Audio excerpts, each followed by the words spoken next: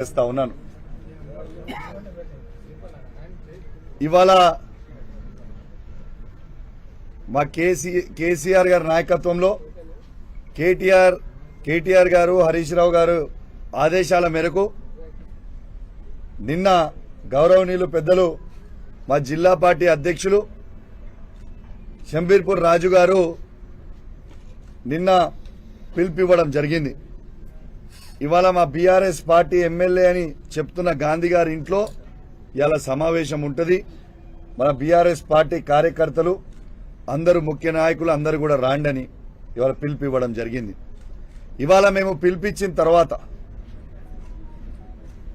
తెలంగాణ రాష్ట్ర వ్యాప్తంగా ప్రతి గ్రామంలో, ప్రతి వార్డులో, ప్రతి డివిజన్లో మా ఎమ్మెల్యేలని, ఎమ్మెల్సీలని, మాజీ ఎమ్మెల్యేలని, మాజీ ఎంపీలని, సర్పంచ్లని, ఎంపీటీసీలని, కార్పొరేటర్లని, మున్సిపల్ చైర్మన్లని, బీఆర్ఎస్ పార్టీ కార్యకర్తలని, ఉప సర్పంచ్లని, వార్డు మెంబర్లని, కేసీఆర్ గారి ప్రతి అభిమానిని, కేటీఆర్ గారి, హరీష్ రావు గారి ప్రతి అభిమానిని ఇవాళ పోలీసు వాళ్ళు అరెస్ట్ చేసి ఎక్కడికక్కడ హౌస్ అరెస్టులు, పోలీస్ స్టేషన్లో నిర్బంధించి ఆఖరికి ఇవాళ పొద్దున నేను రాజు గారు ఇక్కడి నుంచి బయలుదేరి మేమిద్దరం వెళ్తాము, మా బీఆర్ఎస్ పార్టీ ఎమ్మెల్యే అంటున్నాడు కదా, గొడవ అవసరం లేదు, తను కూడా స్వాగతించిండు. నేను మీడియాలో చూసినా కలిసి వస్తాము, తీసుకొని వచ్చుకుంటామని కేసీఆర్ గారి దగ్గర తీసుకుపోతామని నేను ఎంత చెప్పినా పోలీసు వాళ్ళు వినకుండా ఇవాళ నన్ను రాజుగారి ఇంట్లో అరెస్ట్ చేయడం జరిగింది.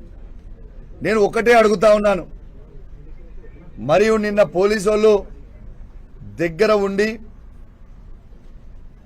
గాంధీ గారికి ఎస్కాట్ ఇచ్చి ఆ గుండాలని తీసుకొని వచ్చి నన్ను సంపించే ప్రయత్నము నిన్న చేసిరు కదా, మరి నిన్న ఎందుకట్లా చేసిరని నేను అడుగుతా ఉన్నా పోలీసు వాళ్ళని.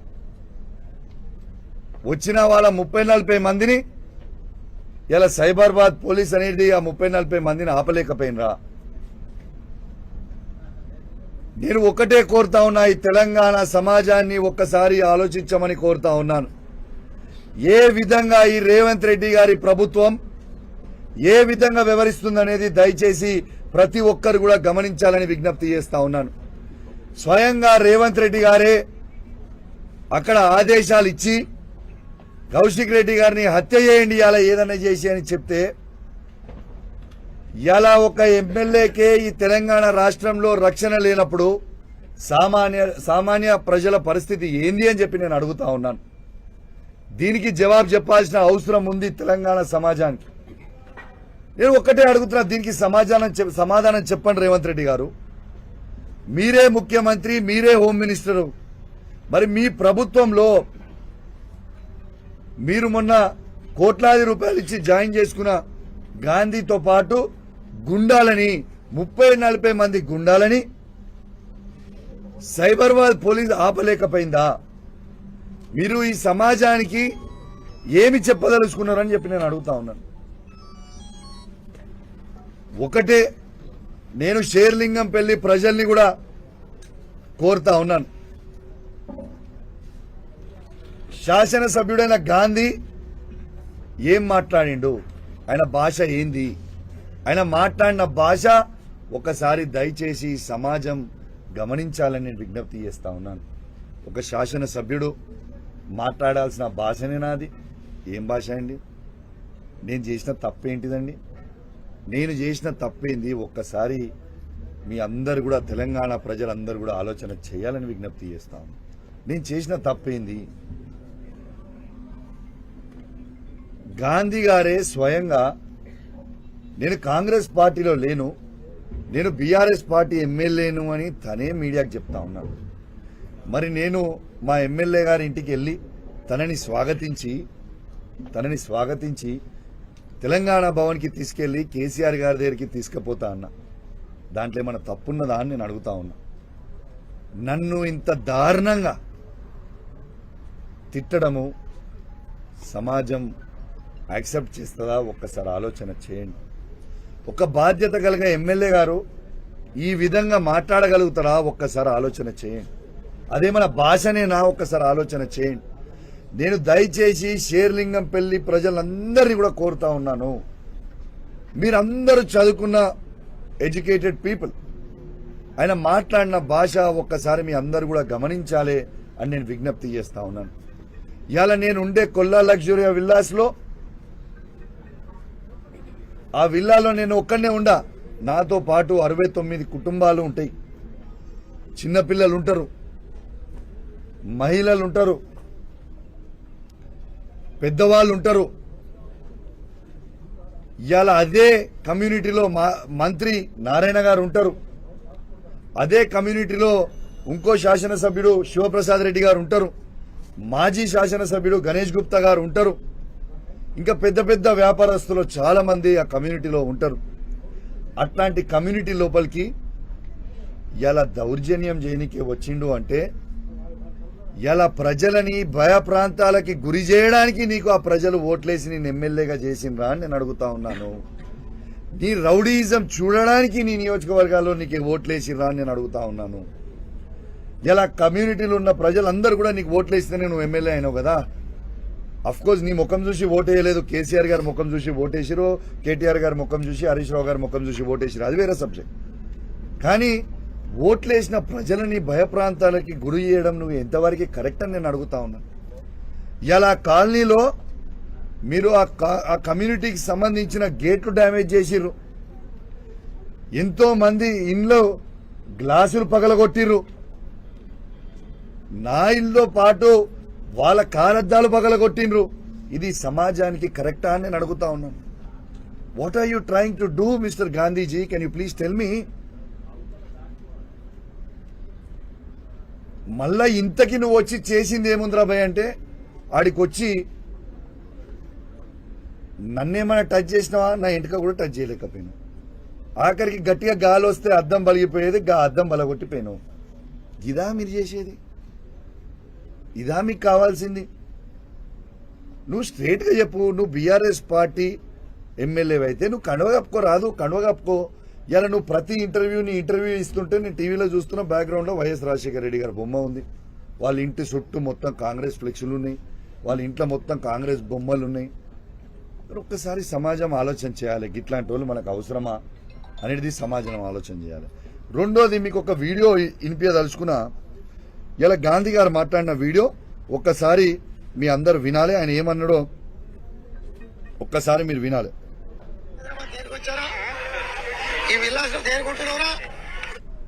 మళ్ళా వినిపిస్తే ఒకసారి వినాలి ప్లీజ్. కరీంనగర్ నుంచి హైదరాబాద్ దేనికి వచ్చారా? ఈ విల్లాస్ దేనికుంటున్నారా? ఏమంటుండు? కరీంనగర్ నుంచి నువ్వు వీడికి ఎందుకు వచ్చినావు? నువ్వు ఈ విల్లాస్లో ఎందుకు ఉంటున్నావు? ఆ భాష కూడా నేను అనలేను. నేను అనలేక కాదు, అరే గాంధీ, తురే గాంధీ, ఏంద్రా పోరా అని నేను కూడా అనొచ్చు. కానీ మా నాయకుడు కేసీఆర్ గారు మాకు సంస్కారం నేర్పించింది కాబట్టి నేను అంటలేను. నీకంటే ఎక్కువ మాటలు తిట్టొచ్చు, నేను అంటలేను. ఇవాళ కరీంనగర్ నుంచి నువ్వు ఎందుకు హైదరాబాద్కి వచ్చి ఉన్నావు అని నేను అనలేదు, గాంధీ గారు అన్నారు. ఇది లైవ్గా మీడియా సాక్షిగా యావత్ తెలంగాణ ప్రజలు మొత్తం కూడా వినేలాగా ఇవాళ లైవ్ నేను చూపించిన. దాన్ని వక్రీకరించి ఏమంటున్నాడు? నేను తెలంగాణలో ఉండదు, ఆంధ్రోళ్ళని నేను తిట్టినా అని, ఆంధ్రోళ్ళని నేను అన్నా అని.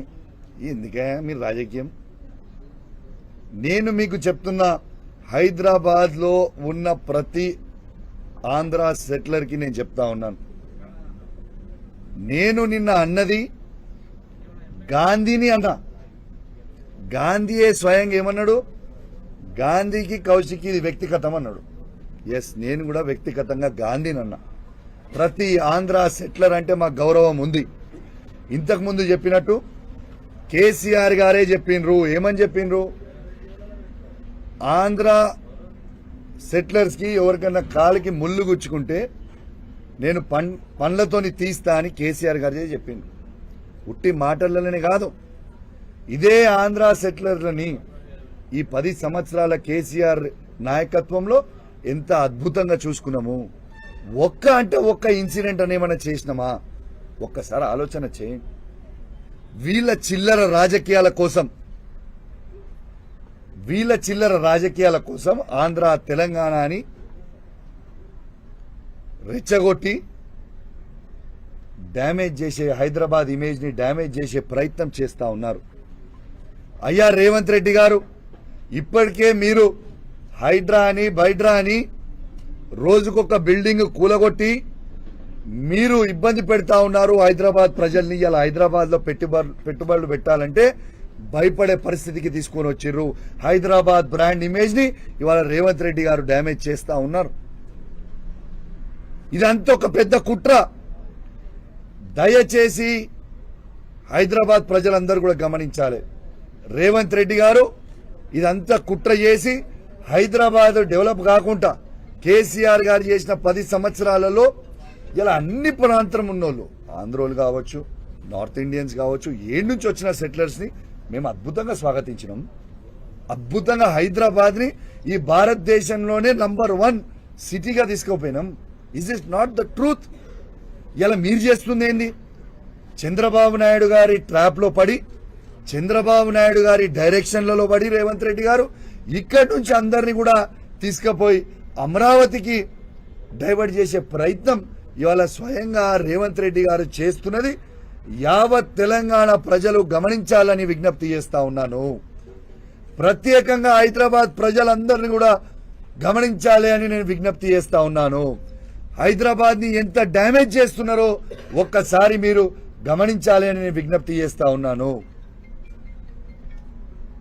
ఇంకోటి కూడా నేను చెప్పదలుచుకున్నా రేవంత్ రెడ్డి గారికి. రేవంత్ రెడ్డి గారు, మీకు నేను ప్రత్యేకంగా ధన్యవాదాలు తెలియజేస్తా ఉన్నాను. ఎందుకు తెలుసా? ఇవాళటి కన్నా మీ స్థాయి ఏందో మీరు తెలుసుకున్నారు. ఎందుకంటే నిన్న రేవంత్ రెడ్డి గారు ఎవరి స్థాయికి దిగిపోయిండు? కౌశిక్ రెడ్డి స్థాయికి దిగిపోయిండు. ఇలా కాంగ్రెస్ ప్రభుత్వం ఉన్న మంత్రులందరూ, ఎమ్మెల్యేలందరూ ఎవరి స్థాయికి దిగిపోయారు? కౌశిక్ రెడ్డి స్థాయికి దిగిపోయారు. ఇలా ప్రభుత్వం మొత్తము ఒక కౌశిక్ రెడ్డి గారికి, కేసీఆర్ గారి శిష్యుడైన కౌశిక్ రెడ్డి గారి స్థాయికి దిగిపోయింది. రేవంత్ రెడ్డి గారు, మీ స్థాయి ఏందో ఇవాళటి నుంచి మీకు కేసీఆర్ గారు, కేటీఆర్ గారు, హరీష్ రావు గారు అవసరం లేదు. ఇక కౌశిక్ రెడ్డి వాజెస్ రేవంత్ రెడ్డి. చూసుకున్నావు కదా, రెస్పాండ్ అయినావు కదా, నా సంగతి ఏందో చూస్తా అన్నావు కదా, చూడు ఏం చేస్తున్నావు నా సంగతి. నేను ఆల్రెడీ హత్య చేయించే ప్రయత్నం చేసినావు, మళ్ళా రేపు నన్ను హత్య చేయిస్తావు కావచ్చు, నీ దగ్గర అధికారం ఉంది కాబట్టి. I'm ready to die for Telangana. Kaushik Reddy చావడానికైనా సిద్ధంగా ఉన్నాడు, కానీ నీతోని కాంప్రమైజ్ కావడానికి సిద్ధంగా లేడు బాబు రేవంత్ రెడ్డి గారు. తెలంగాణ ప్రజల కోసం, తెలంగాణ కోసం మళ్ళా బీఆర్ఎస్ పార్టీ జెండా ఈ తెలంగాణ గడ్డ మీద ఎగిరేయడానికి కోసం మళ్ళా కేసీఆర్ గారిని మళ్ళా ముఖ్యమంత్రి పీఠం మీద కూర్చోబెట్టి తెలంగాణని అద్భుతంగా మళ్ళా అభివృద్ధి చేయడానికి కోసం కేసీఆర్ గారు ఉండాలి అనడానికి కోసం నిత్యం కొట్లాడుతూనే ఉంటా, నా గొంతు విప్పుతూనే ఉంటా, మీరు చెప్పిన అబద్దాల ప్రామిస్లని ఎండగడుతూనే ఉంటా. మిస్టర్ రేవంత్ రెడ్డి గారు, గుర్తు పెట్టుకోండి. నీ అవాకులకి, చవాకులకి, ఈ బెదిరింపులకి కౌశిక్ రెడ్డి ఎట్టు పరిస్థితుల భయపడడు అని చెప్పి కూడా ఈ సందర్భంగా తెలియజేస్తా ఉన్నాను. ఇలా దయచేసి నేను ఒక్కటే చెప్తున్నా, సమాజం మొత్తం కూడా గమనించిర్రు. ఇలా హైదరాబాద్ లో ఇలా ఏ ఒక్క నాడన్న 10 సంవత్సరాలలో కేసీఆర్ గారు ప్రభుత్వం ఉన్నప్పుడు ఈ సిచ్యువేషన్ తీసుకోవచ్చిండా? ఒక్కసారి ఆలోచన చేయండి. దయచేసి నేను రిక్వెస్ట్ చేస్తున్నా, తెలంగాణ ప్రజల్లారా, కేసీఆర్ అంటేనే మనము, మనం అంటేనే కేసీఆర్. ఇలా వాస్తవంగా రేవంత్ రెడ్డి గారు మీరు ఇన్ని ఘనం తిడుతున్నారు కేసీఆర్ గారిని, కేటీఆర్ గారిని, హరీష్ రావు గారిని. వాస్తవంగా ఇలా కేసీఆర్ గారు లేకపోతే, ఈ తెలంగాణనే లేకపోతే అసలు నీవు ఆ ముఖ్యమంత్రి కుర్చీ మీద కూర్చునేటోనువా? అసలు ఆ కుర్చీ అనేది క్రియేట్ అయ్యేదా? అది కూడా కేసీఆర్ గారి భిక్షనే కదా నీకు పెట్టింది. ఇలా ఏంటిదో ఎగిరెగిరి పడుతూ ఉంటారు. కాబట్టి ఇగనన్నా మీ చేసే అవాకులు చెవాకులు బంజేరి మొత్తం తెలంగాణ ప్రజలకి అర్థమైపోయింది. ఇలా మీకు సవాల్ విసిరినప్పుడు సవాల్ స్వీకరించడం మీకు రాదు. బంజేరి తెలంగాణ ప్రజలందరూ కూడా మీరు గుండాయిజం చేసిన గుండాయిజం మొత్తం చూసిర్రు, మీ రౌడీయిజం మొత్తం చూసిర్రు. దానికోసమే నిన్న అరెస్ట్ చేసిర్రు పోలీసులు. ఏంటిది, నిన్న హరీష్ రావు గారిని మా ఎమ్మెల్యేలందరినీ ఇక్కడి నుంచి తీసుకొని పోయి ఆ కల్వకుర్తి కాన్స్టిట్యున్సీ, షాద్నగర్ కాన్స్టిట్యున్సీకి తీసుకొని పోయింది. ఎందుకు తీసుకుపోయారు పైకి అంత దూరం? హరీష్ రావు గారు ఏం చేసిర్రు? హరీష్ రావు గారు అన్నదేంటిది? మీరు ఇలా గమనించాలి. తెలంగాణ ప్రజలు ఎట్లా తిరగబడుతురో మీ మీద గమనించాలి. ఇలా హరీష్ రావు గారిని మీరు ఆడికి తీసుకుపోతున్నది మాకైతే తెలియదు. అంటే మీరు చేసే చెత్త శాస్త్రాలు, మీరు చేసే వెకిలి శాస్త్రాలు ప్రజలు టీవీలలో చూసి ఎంత గమనిస్తున్నారు అనేది మీరు అర్థం చేసుకోవాలి. ఇలా ప్రజలు ఏ తిరిగి రివర్స్ అయ్యారు అక్కడ. మీరు హరీష్ రావు గారిని తీసుకోబోతుంటే ప్రజలు తీసుకొచ్చి మీరు చేసే దౌర్జన్యంని తట్టుకోలేక ఇలా జేసీబీలు అడ్డం పెట్టిర్రు, పోలీసు వ్యాన్లకు అడ్డం తిరిగిర్రు, ఇలా గుండురాయిలు తెచ్చి అడ్డం తిరిగిర్రు. ఇలా మా హరీష్ రావు గారిని ఎట్లా మీరు అరెస్ట్ చేస్తారు? కేసీఆర్ గారు చేసిన అన్యాయం ఏంది? ఎందుకు కేసీఆర్ గారి మీద ఉన్న శిష్యుల మీద, ఇవాళ కేటీఆర్ గారి మీద, హరీష్ రావు గారి మీద, మా శాసనసభ్యుల మీద, శాసన మండల సభ్యుల మీద, మా బీఆర్ఎస్ పార్టీ కార్యకర్తల మీద మీరు ఇంత దౌర్జన్యం ఎందుకు చేస్తుర్రు అని ప్రజలే తిరగబడతా ఉన్నారు. మీరు ఇదే వెక్కిలి శాస్త్రాలు చేస్తూ ఉంటే మీరు ఈ తెలంగాణ రాష్ట్రంలో ఎన్ని రోజులు తిరుగుతారు? ఈ పోలీసులను అడ్డం పెట్టుకొని ప్రజల్లోకి ఏదో ఒక రోజు పోవాల్సిందే కదా. ఏ దగ్గర కూడా ఈ పోలీసు రాజ్యం నడవదు, గుర్తుపెట్టుకోండి. తెలంగాణ గడ్డనే పోరాటాల అడ్డా, గుర్తుపెట్టుకోండి అని చెప్పి సందర్భంగా తెలియజేస్తా ఉన్నాను. తిరగబడే రోజులు దగ్గర ఉన్నాయి, ఆల్రెడీ తిరగబడతా ఉన్నారు. రేపు రాబోయే రోజులలో ఇంకో మీ 6 గ్యారెంటీలు మీరు ప్రామిస్ చేసిన అన్ని ఫుల్ఫిల్ చేయకపోతే ఏ ఒక్క కాంగ్రెస్ పార్టీ నాయకుడు కూడా తిరిగే పరిస్థితి ఉండదు అని చెప్పి సందర్భంగా తెలియజేస్తా ఉన్నాను. ఇక చివరిగా తెలంగాణ రాష్ట్రంలో ఉన్న ప్రతి బీఆర్ఎస్ పార్టీ కార్యకర్తకి, బీఆర్ఎస్ పార్టీ సైనికునికి, కేసీఆర్ గారికి, కేటీఆర్ గారికి, హరీష్ రావు గారికి, మొత్తము శాసనసభ్యులకి, శాసన మండల సభ్యులకి, మా పార్లమెంట్ సభ్యులకి, మా మాజీ పార్లమెంట్ సభ్యులకి, మా చైర్మన్లకి, మా కౌన్సిలర్లకి, మా సర్పంచ్లకి, మా ఎంపీటీసీలకి, మా ఉప సర్పంచ్లకి, మా వార్డు మెంబర్లకు అందరికీ కూడా ఇంత పెద్ద ఎత్తున నాకు సపోర్ట్ చేసి నాకు అండగా నిలబడి, అన్నా మేమున్నాము, నువ్వు గట్టిగా పోరాడుతున్నావు, అదే విధంగా పోరాడన్నా అని ధైర్యం ఇచ్చిన ప్రతి ఒక్కరికి కూడా, నాకు అండగా నిలిచిన ప్రతి ఒక్కరికి కూడా నా చేతులు జోడించి శిరస్సు వంచి మీ అందరికీ కూడా నేను పేరు పేరున ధన్యవాదాలు తెలియజేస్తూ సెలవు తీసుకుంటా ఉన్నాను. జై తెలంగాణ, జై కేసీఆర్. దీంతో పాటు ఫైనల్ గా ఇలా యావత్ తెలంగాణ ప్రజలకి గాంధీ గారి మాటలు, ఈ ఫైనల్ గా ఈ లొల్లి అంతా ఏంటంటే హైకోర్టు ఆర్డర్ ఖచ్చితంగా ఈ ముగ్గురిని మీరు 4 వారాలల్లా డిస్క్వాలిఫై చేయాలన్న తర్వాత ఒక్కొక్కడు గజ గజ గజ గజ గజ వణికే పరిస్థితికి వచ్చింది. మీరు ఎంత గజ గజ వణికినా ఈ 10 నియోజకవర్గాలలో బై ఎలక్షన్కు రాక తప్పదు, మీరు అందరూ మాజీలు కాక తప్పదు. ఖచ్చితంగా మళ్ళా ఈ 10 నియోజకవర్గాలలో మా ప్రతి బీఆర్ఎస్ పార్టీ కార్యకర్త కష్టపడి మళ్ళా కేసీఆర్ గారి నాయకత్వంలో బీఆర్ఎస్ పార్టీ జెండాలు ఈ 10 నియోజకవర్గాలలో ఎగిరేయక తప్పదు. ఖచ్చితంగా ఎగిరేస్తామని చెప్పి సందర్భంగా తెలియజేస్తా ఉన్నాను. మళ్ళా కూడా చెప్తా ఉన్నాను, ఈ 10 మంది ఎమ్మెల్యేలకు కూడా చెప్తా ఉన్నాను, మారిన ఎమ్మెల్యేలకి, మా బీఆర్ఎస్ పార్టీ కార్యకర్తలు కేసీఆర్ గారి నాయకత్వంలో పెట్టిన భిక్ష మీకు. మీకు మళ్ళా చెప్తా ఉన్నా, మీకు సిగ్గుంటే, శరం ఉంటే స్పీకర్ గారు మిమ్మల్ని డిస్క్వాలిఫై చేసే ముందే మీరు రాజీనామా చేసి ఎలక్షన్లకి రాండి, ఇక మీరేంది మేమేంది అనేది ప్రజాక్షేత్రంలో చూసుకుందామని చెప్పి ఈ సందర్భంగా తెలియజేస్తూ సెలవు తీసుకుంటా ఉన్నాం. జై తెలంగాణ, జై కేసీఆర్.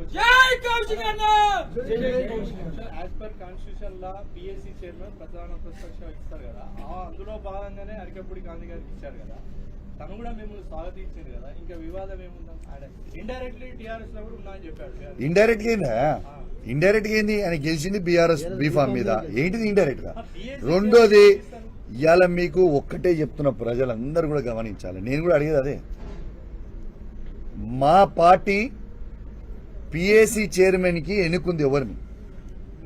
కేసీఆర్ గారి నాయకత్వంలో ఆ రోజు నిర్ణయం తీసుకుంది హరీష్ రావు గారిని మేము పిఏసి చైర్మన్ గా పెట్టాలని నిర్ణయం తీసుకున్నాం. హరీష్ రావు గారితో పాటు ప్రశాంత్ రెడ్డి గారు, గంగుల కమలాకర్ గారిని మేము నామినేట్ చేసుకున్నాం. మరి మేము నామినేట్ చేసుకున్న తర్వాత మీరు గాంధీ గారికి ఎట్లా ఇస్తారు పిఏసి చైర్మన్ అని నేను అడుగుతా ఉన్నాను. ఇది యావత్ తెలంగాణ సమాజానికి జవాబు చెప్పాల్సిన అవసరం ఉన్నది. ఇలా ఏ ఒక్క నామినేషన్ కూడా ఎక్కువ పడితే 13 కంటే 14 నామినేషన్ పడితే ఎలక్షన్లు కావాలి. స్పీకర్ గారికి కూడా పవర్స్ లేవు. మీరు రూల్ నంబర్ 250 మీరు చదువుకోవచ్చు. ఎక్కడ కూడా ఉంటే ఎలక్షన్ పెట్టాలి కానీ తీయడానికి లేదు. తప్పకుండా రేపు మేము కోర్టుకు పోతాం, దాని రూల్ బుక్ ప్రకారం పోతాం, చెక్ చేస్తాం. మరి గాంధీ గారికి ఎందుకంత భయం అవుతుందో నాకు ఇప్పటికి కూడా అర్థమవుతలేదు. నేను అడిగిన ప్రశ్నలకి జవాబు చెప్పాలంటే నువ్వు ఒక్కటే గుర్తుపెట్టుకోండి, దాడిలు చేయడం పెద్ద విషయం కాదు, నాకు పెద్ద ఇష్యూయే కాదు అసలు. నిజంగా మేము దాడి చేయాలనుకుంటే ఇవాళ మీరు చూసిర్రు నిన్న ఏ విధంగా లేనో. కానీ ఇవాళ మేము దాడిని ఎందుకు చేస్తలేమంటే మా హైదరాబాద్ బ్రాండ్ ఇమేజ్ ని మేము ఖరాబ్ చెయ్యొద్దు. మా కేసీఆర్ గారు వద్దు, వాళ్ళు చేసిన పనులు తప్పులు మనం చెయ్యొద్దు, మీరు సమన్వయం పాటించండి అంటేనే మేము ఆగినాం తప్పితే, లేకుంటే దాని ఈక్వేషన్ వేరే ఉంటుండే. కానీ మేము దాడులకి రెడీ లేం. దాడులతోని కాదు కదా, ప్రజాస్వామ్యంలో దాడులు చేసుకోవడం అనేది కాదు కదా. ప్రజాస్వామ్యంలో ఖచ్చితంగా నీకు దమ్ముంటే ధైర్యం ఉంటే రాజీనామా చేసి మళ్ళా రా మాట్లాడు. నువ్వు మా పిఎస్సి చైర్మన్ అని చెప్పుకోవడానికన్నా కూడా నీకైనా సిగ్గు ఉండాలి కదా. ప్రజలందరూ చూసుకుంటా నవ్వుకుంటా ఉన్నారు. కౌశిక్ రెడ్డికి దూకుడు ఎక్కువ ఉంది, దూకుడు తగ్గించుకోమని చెప్పి హరీష్ రావుకు ఆయన సలహా ఇచ్చింది. దానం నాగేందర్ మీరు మహేష్ బాబు సినిమాలో దూకుడులాగా పోతున్నారు. సరే, నాకు దూకుడు ఎక్కువ ఉంటే దానం నాగేందర్ గారు గోకుడు ఎక్కువ ఉన్నది. సో ఈ గోకుడు బంద్ చేసి నువ్వు సిగ్గు శరము లజ్జ మానము ఉంటే నువ్వు ఫస్ట్ ఎమ్మెల్యే పదవికి రిజైన్ చేసి ఖైరతాబాద్ ఎలక్షన్లకి రా. మా ప్రజలు నీకే బుద్ధి చెప్తారు. మీకు ఏం చెప్తున్నాను రగ్గారు, నేను ఇప్పటికి కూడా మేము రెడీగా ఉన్నాం. వాళ్ళ అధికార పార్టీలో వాళ్ళు ఉన్నారు కదా, మాకు పోలీస్ ఎస్కార్ట్ ఇస్తారా లేకుంటే మమ్మల్ని అలౌ చేస్తారా అంటే మేము రానికే రెడీగా ఉన్నాము. మరి రానిస్తారా రానియరా అనేది వాళ్ళకి సవాల్ చెప్పమని చెప్పండి. కౌశిక్ గారు, మీరు సెటిలర్స్ అనే పదం వాడటం వల్ల ఆంధ్ర తెలంగాణ మళ్ళీ గొడవలకు దారి తీస్తున్నారు అని చెప్పి కాంగ్రెస్ నేతలు, కాంగ్రెస్ ఎంపీలు కూడా, మినిస్టర్ కూడా మాట్లాడుతున్నారు. రాములు గారు, మీకు మళ్ళా చెప్తున్నాను, నేను సెటిలర్స్ అనే పదం ఎక్కడ కూడా నేను మాట్లాడలేదు. You can just check, cross check please. నేను సెటిలర్స్ అనే పదం నేను నిన్నటి మొత్తం నా అన్ని వీడియో లైవ్ నేను ఎక్కడ కూడా వాడలేదు. నంబర్ 1. నంబర్ 2, నేను ఎక్కడన్నా ఆంధ్ర అని వర్డ్ అని ఉంటే అది నాకు గాంధీకి మాత్రమే సంబంధం. మళ్ళా చెప్తున్నా మీకు, ప్లీజ్ దయచేసి హైదరాబాద్ లో ఉన్న ప్రతి ఆంధ్ర సెటిలర్ కి మళ్ళా చెప్తా ఉన్నాను, నేనేమన్నా ఆంధ్ర అనే వర్డ్ పదం వాడుంటే అది కేవలం నాకు గాంధీకి పర్సనల్ మాత్రమే. ఎందుకంటే మీకు లైవ్ గా కేసీఆర్ గారు ఉన్న 10 సంవత్సరాలలో ఏ ఒక్క ఆంధ్ర సెటిలర్ మీదన్నా మేము దాడి చేసినామా? చేయలేదే. అద్భుతంగా స్వాగతం పలికినాం. ఇలా ఆంధ్ర సెటిలర్స్ ని మళ్ళా కూడా స్వాగతం పలుకుతా ఉన్నాం. వాళ్ళు హైదరాబాద్ లో ఉండాలని కోరుకుంటున్నాం. మేము కేసీఆర్ గారే మాట చెప్పిండు, మీ కాలికి ముళ్ళు గుచ్చుకుంటే నా పనులతోని తీస్తా అని కేసీఆర్ గారే చెప్పిండ్రు. ఎస్, వారి బాటలో మేము అందరం కూడా నడుస్తామని చెప్పి సందర్భంగా తెలియజేస్తా ఉన్నాము. ఖచ్చితంగా మీకు చెప్తా ఉన్నాము, దయచేసి ఆంధ్ర సెటిలర్స్ అందరు కూడా ఇవాళ బీఆర్ఎస్ పార్టీతోని ఉన్నారని మొన్న ఎలక్షన్ లో కూడా స్పష్టం చేసిండ్రు. ఇవాళ వీళ్ళ చిల్లర రాజకీయాల కోసం ఇలా ఆంధ్ర సెటిలర్స్ ని బీఆర్ఎస్ పార్టీ నుంచి దూరం చేయాలని వాడుకునే ప్రయత్నం చేస్తా ఉన్నారు. కానీ మా మధ్యలో ఆంధ్ర సెటిలర్స్ మధ్యలో ఉన్న బంధాన్ని ఎవ్వరు కూడా తెంచలేరు. ఈ చిల్లర రాజకీయాలు చేసే రాజకీయాలని ఖచ్చితంగా అందరు కూడా గమనిస్తున్నారు, సమాజం గమనిస్తుంది. ఇలా షేర్లింగం పెళ్లిలోనే ఇలా గాంధీ గారిని ప్రజలు ఏమనుకుంటుర్రో ఆయనకు డబ్బా కొట్టే బ్యాచ్ కాకుండా సామాన్యులని అడగమని చెప్పండి. ఆయన వాడిన భాష, ఆయన చేసిన దాడులు, ఆయన నన్ను హత్య చేయడానికే రేవంత్ రెడ్డి గారి నాయకత్వంలో వచ్చి చేసే ప్రయత్నం చేసిన దానికి ఇలా సమాజం మొత్తం తూతూ అని ఉంచే ప్రయత్నం చేస్తా ఉన్నారు. ఇలా సోషల్ మీడియా కానీ ఇలా మెయిన్ స్ట్రీమ్ మీడియా కానీ అసహించుకునే పరిస్థితికి తీసుకొని వచ్చారు. Thank you very much. Thank you.